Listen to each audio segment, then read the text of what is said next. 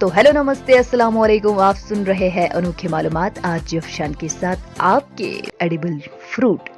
और ये थोड़ा सा ना टमाटर की ही तरह होता है दिखने में और रंग में। ये सबसे ज्यादा पॉपुलर है, मशहूर है Peru, Colombia, New Zealand, Ecuador, Nepal, Bhutan, Rwanda, Australia, US और भी कुछ कंट्रीज में। ये मिलता है वार्म क्लाइमेट एरियाज में। टमारिलो की खुसूसियत की बात करें तो ये सिर्फ टेस्टी नहीं बल्कि न्यूट्रिएंट रिच भी है। विटामिन ए, बी, सी, ई और एंटीऑक्सीडेंट से भरा हुआ ये टमारिलो बचाता है हाई बीपी से। आई हेल्थ मतलब आंखों के लिए भी मुफीद है ये स्टडीज के मुताबिक। इसमें पोटेशियम और आयरन भी प्रेजेंट है। टमारिलो 2 रंगों के आते हैं, लाल और पीला। टमारिलो फ्रूट को खिताब दिया गया है, it has been described as brazenly beautiful और इसकी सुगंध है अनयूजुअल एंड अट्रैक्टिव। पुरकशिश सुगंध, पुरकशिश लुक वाला और मजेदार ये टमारिलो जो इंडिया में भी उगता है 1000 से 7500 फीट की ऊंचाई तक। नो एंजॉय जावा एप्पल। जी हाँ, आपको क्या लगा कि जावा के सिर्फ फोन्स आते हैं? जावा के मेवे भी आते हैं। आई एम किडिंग, ऐसा कुछ नहीं है। ये जावा का एप्पल नहीं बल्कि नेचर का बनाया हुआ अनोखा उम्दा एप्पल है, फ्रूट है। जावा एप्पल को rose apple, wax apple, water apple भी बोलते हैं। मराठी में इसको जैम, हिंदी में अमरोल एंड सफेद जामुन और मलयालम में पैनानीर चंबा बोलते हैं इसको। दिखने में ये बेल शेप्ड मतलब घंटी की तरह है। नींबू जितना साइज है, लेकिन नींबू से भी बड़े साइज की वैरायटीज मिलती है। बहुत से रंगों के होते हैं ये, सफेद, white, pink, bright green, red और बहुत ही ग्लॉसी मतलब स्मूथ और चमकदार। गर्मियों की शुरुआत के साथ ही ये भी ग्रो होना शुरू होते हैं। लेट मार्च से अर्ली जून तक ये अवेलेबल रहते हैं। जावा एप्पल की कैलोरीज की अगर बात करें तो ये लो है कैलोरीज में, मगर वाटर कंटेंट मतलब पानी की मिकदार हाई होती है। फाइबर, विटामिन सी भी बहुत ही अच्छी तादाद में है। यूजुअली एज ए फ्रूट ही ये खाया जाता है, लेकिन जूसेस, पिकल्स मतलब अचार, सॉसेज, स्ट्यूज बनाने में भी इसका उपयोग किया जाता है। यूं तो इसका ओरिजिन है मालिया और निकोबार आइलैंड्स के जंगल, लेकिन वहां से ये जा पहुंचा फिलीपींस और एशिया के बहुत से हिस्सों में और अभी ये एक आम कॉमन फ्रूट है Thailand, Cambodia, Taiwan, Vietnam, Laos और इंडिया का। 1903 के इर्द गिर्द ये जमैका और साउथ अमेरिका के कुछ रीजन्स में इंट्रोड्यूस किया गया। आपको इसकी एक और मजे वाली बात बताते चले कि ये फ्रूट साउथ ईस्ट एशिया के फॉकटेल्स में रिकॉग्नाइज किया जाता है। मतलब इस फ्रूट से साउथ ईस्ट एशिया के लोगों का बिलीफ जुड़ा है। वो इसको symbol of prosperity and good Fortune मानते हैं। तो सुन के आपको कैसा लगा? इसका अच्छा लगा ना? तो चलिए अब आप थोड़ा सा टाइम ना जावा एप्पल, जो जावा मतलब एप्पल नहीं सॉरी फोन, जावा फोन है, थोड़ा टाइम उसको साइड में रख के जावा एप्पल का मजा ले। वैसे आप लोगों में से कैरम कौन कौन खेलता है? सभी ने खेला होगा, कुछ लोग अभी भी खेलते होंगे।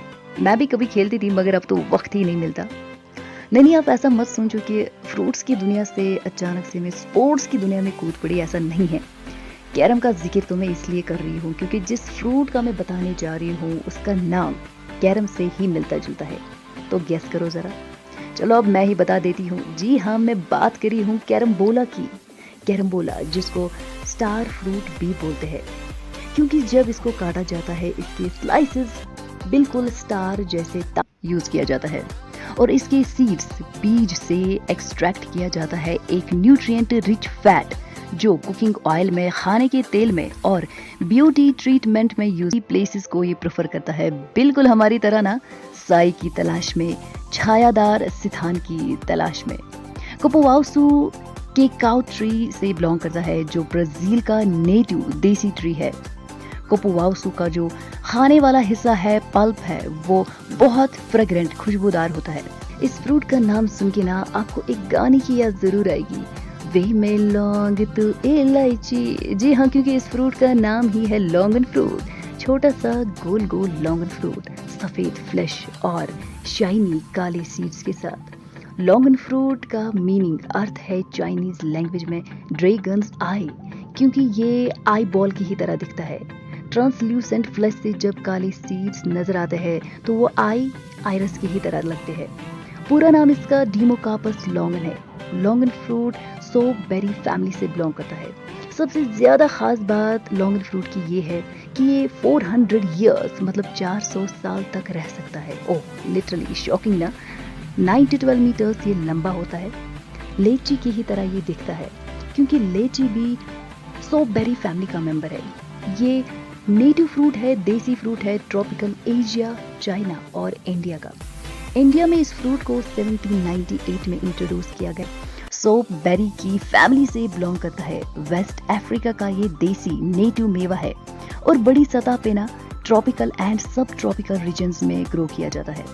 कैरेबियंस का तो है ये एक पॉपुलर लोकप्रिय डिश और जमैका का तो ये है नेशनल डिश। अब आप सोच सकते हैं कि इसकी कितनी इंपॉर्टेंस है।